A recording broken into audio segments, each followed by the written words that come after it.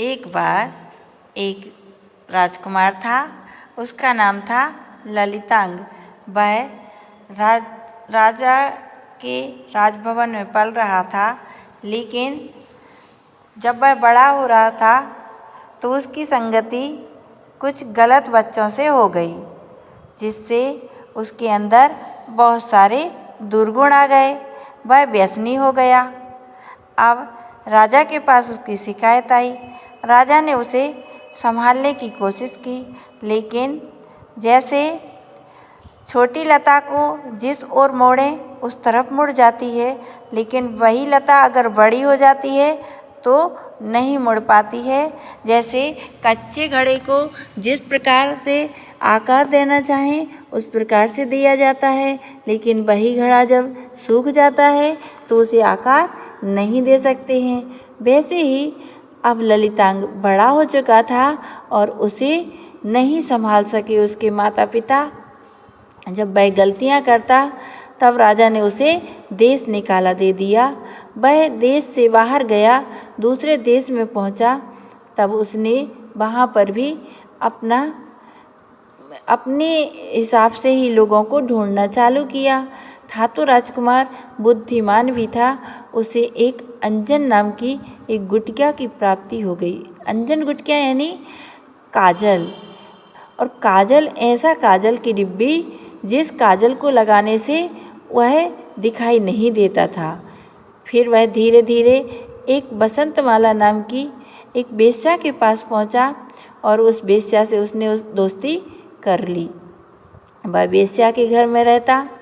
एक दिन की बात है कि वेश्या जा रही थी बाजार में कहीं से, और उस तरफ से राजा की सवारी आ रही थी। राजा रानी दोनों रथ पर बैठे हुए थे। वेश्या ने रानी के गले में एक हार को देखा और वह उस हार को चाहने लगी।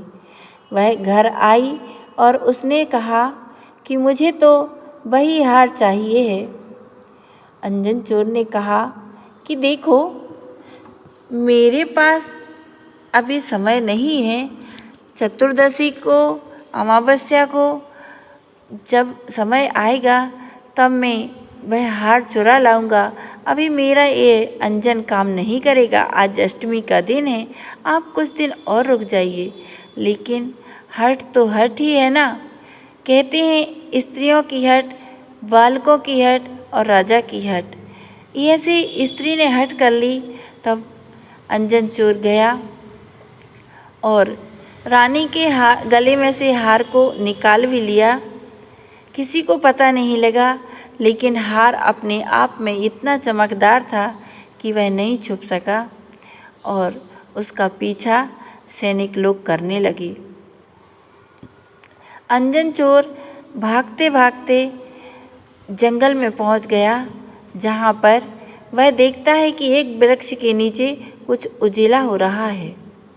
उजेले में उसने देखा, हार को तो पीछे ही फेंक दिया था उसने, और हार को तो सैनिक लोग लेके भाग गए थे, लेकिन उसे डर था कि कहीं मुझे पकड़ने के लिए कोई खड़ा ना हो। वह उस पेड़ के नीचे पहुंचा तो उस पेड़ के नीचे उसने पूछा कि भाई आप कौन हो, यहाँ क्या कर रहे हो। तब जो उस पेड़ के नीचे था उसने बताया कि मैं यहाँ का माली हूँ और मैं विद्या सिद्ध कर रहा हूँ। उसने कहा कि कैसी विद्या। तब उसने बताया कि हमारे यहाँ एक जिनदत्त नाम से के सेठ हैं। वे सेठ रोज ही ना बाहर जाते हैं। मैं उन्हें रोज़ फूल देता था और मैंने उनसे पूछा कि आप रोज़ कहाँ चले जाते हैं। तब सेठ जी ने मुझे बताया कि मैं आकृतिम चैत्यालयों के दर्शन करने जाता हूँ। तब मैंने उनसे कहा सेठ जी से कि सेठ जी मुझे भी ले चलो ना आप दर्शन करने के लिए। तब सेठ जी ने कहा कि मैं तो आपको नहीं ले जा सकता हूँ, लेकिन आपको विद्या सिद्ध करने का उपाय बता सकता हूँ। आपको मैं एक मंत्र देता हूँ। और उन्होंने मुझे मंत्र दिया नमो अरिहंताणम, नमो सिद्धाणम, नमो आयरियाणम, नमो वज्जायणम, नमो लोये सव्यसाहुणम। इस प्रकार का उन्होंने मुझे मंत्र दिया और कहा कि इस मंत्र को पढ़ते हुए अगर आप एक सीका बांधेंगे, नीचे 36 प्रकार के हथियार गाड़ देंगे और उस सीके पर बैठ कर के अगर आप पढ़ेंगे और एक एक रस्सी को काटेंगे तो आपको आकाशगामी विद्या सिद्ध हो जाएगी। परंतु मुझे डर लग रहा है, कहीं सिद्ध हुई विद्या अथवा ना हुई, कहीं सेठ जी ने झूठ तो नहीं बोला होगा। अंजन चोर ने कहा, ठीक है, मैं सिद्ध कर लूँ क्या? उसने कहा, तब तो बहुत अच्छा, आप ही कर लीजिए, मैं जाता हूँ। अब अंजन चोर ने हाथ में तलवार ली और उस सीके पर चढ़ गए। जब वो चढ़ गए तब तक वो मंत्र भूल चुके थे। फिर भी उन्हें श्रद्धा थी कि जो जिनदत्त सेठ ने कहा है मंत्र, उस पर मैं श्रद्धा करता हूँ। और वह रस्सी को काटता गया और उसे आकाशगामी विद्या सिद्ध हो गई। जैसे ही आकाशगामी विद्या सिद्ध हुई तो विद्या ने कहा कि क्या है, बताओ, मुझे आज्ञा दीजिए। उसने कहा कि मुझे जिनदत्त सेठ के पास ले चलो। जिनदत्त सेठ उस समय आकृतिम चित्रालयों के दर्शन कर रहे थे। ललितांग को भी वह विद्या जिनदत्त सेठ के पास ले गई।